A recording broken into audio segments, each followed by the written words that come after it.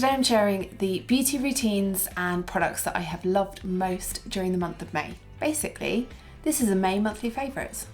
I've got a super to easy follow brow routine, a takes 2 minutes hairdo, a solution for itchy, sore scalps, and some beautiful, lovely skincare that will just leave your skin feeling hydrated and glowy. Oh, and finally actually a makeup dupe with multiple uses. So let's dive straight in, starting with hair care. So towards the end of April, and yes, this still counts as a May monthly favourites because I found the solution in May, but in April I was getting a really itchy scalp, and at first I thought I've just got some product build up, I'll do a clarifying wash, and although that helped, it came back. And I particularly found that when I was wearing my hair back after like a day or so, it would get really itchy at where the sort of ponytail kind of comes together, I guess. And so I decided to do a deep scalp cleansing treatment, and to do that I used this, and it was absolutely brilliant. This is the salicylic acid exfoliating scalp treatment from the Inky list. To use the exfoliating treatment, you twist open the nozzle and apply it directly to your scalp. I parted my hair and worked in small sections all around my head until I could feel I had a really good even coverage. It is a pretty liquidy type consistency, so you do have to work quite quickly and just tilt your head from side to side to stop it dripping straight back off. I then massaged the solution into my scalp just using my fingertips and left it on for about 10 minutes. After 10 minutes, you then just wash your hair as normal. So I personally always choose to double cleanse, so I washed with a sulfate-free shampoo twice.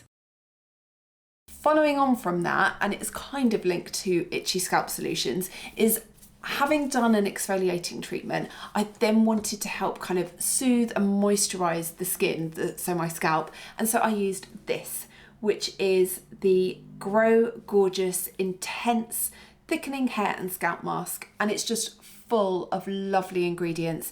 And I applied it again, so focusing really on my scalp, making sure that I kind of massaged it in, but then onto my hair as well, and it was absolutely perfect for my sore scalp.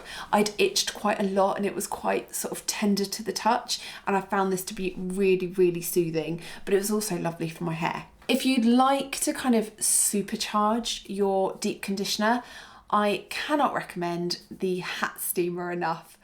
This has been by far my most favourite beauty tool of the month. It was only $15.99 from Amazon, and it comes with 2 shower caps. To use it, you just cover your hair in your favourite deep conditioner, whichever you prefer, then cover your hair with the shower cap and put on the hat. It's got 2 heat settings. I personally like the warmest one best, and then you just plug yourself in. It warms up really quickly, and the heat helps to supercharge your deep conditioning results. So I definitely feel like my hair is smoother and shinier since I started using this tool. It's also a very relaxing experience. So I'll come back to hair care in a minute because, as I mentioned, I've got a really super easy updo to share with you. But for now, let's switch things up and talk about eyebrows. In May, I have exclusively used just 2 products to create a very lovely, soft, natural, textured, fluffy eyebrow. This is my super simple 2-product brow routine, starting with the insanely inexpensive clear brow gel from e.l.f. Now, this was less than £3 from Amazon. What a bargain.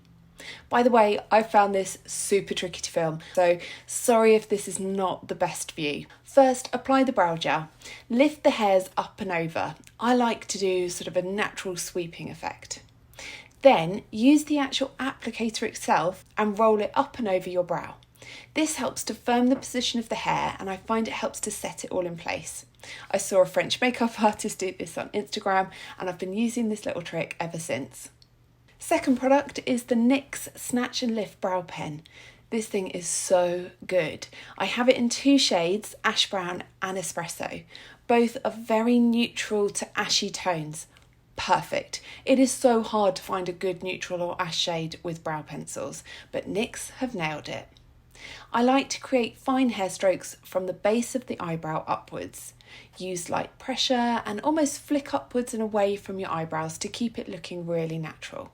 I massively overplucked my eyebrows in the 90s, but with this routine, I feel like I achieve much fuller, thicker looking eyebrows. It's quick and it's easy to do. You can build up the products and they don't cost a huge amount. So win, win, win. A couple of amazing skincare finds that I've been using throughout May. First up, it's the Bondi Sands SPF plus 50. Now I bought this to go away to Morocco at the end of April, and I did think it might be one of those only use on holiday products, but I have loved it so much that I have used this SPF every single day since. It leaves my skin so glowy. It's just got a really lovely finish to it. I find it quite reflective. It looks good if you're just, you know, not applying any makeup, you're just leaving the house with sort of fresh skin, or fresh face, sorry. But it also works and plays really well under makeup and on top of your skincare products. And on top of all of that, it only cost me £6 and it was available through Amazon. So it was super easy to get a hold of. I think normally it is £7.99, but even then, that is such a good budget SPF. And then the other product that I have been absolutely loving this month is from the Inky list, and it is their Bioactive Ceramide Repairing and Plumping Moisturiser. And they say that is for day and for night. What I really, really like about this is it sits somewhere, I would say, between a cream and a lotion. It's thicker than a lotion, but it's not as thick as a cream, like a night cream, and it just sinks in so beautifully to my skin. There's a fly in it, which is annoying me. A fly bit me on the face the other day. I've now got a massive itchy lump up here. It's horrible. Anyway, back to skincare. So yeah, the Inky Ceramide, I like to use this to buffer out my retinol.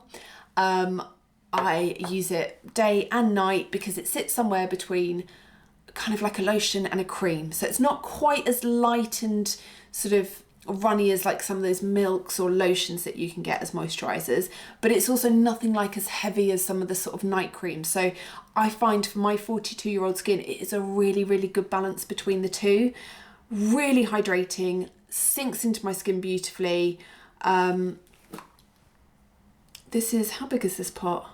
50 ml. I'm using it nightly, I would say, more than during the day, because actually the SPF that I've been using, the Bondi Sands, is so hydrating. I don't feel the need for a moisturiser as well, so that's another good thing about the Bondi Sands. But yeah, this is lasting really well. A little goes quite a long way, but I will definitely replace that as soon as I finish, which to me is always a good indicator of a great product.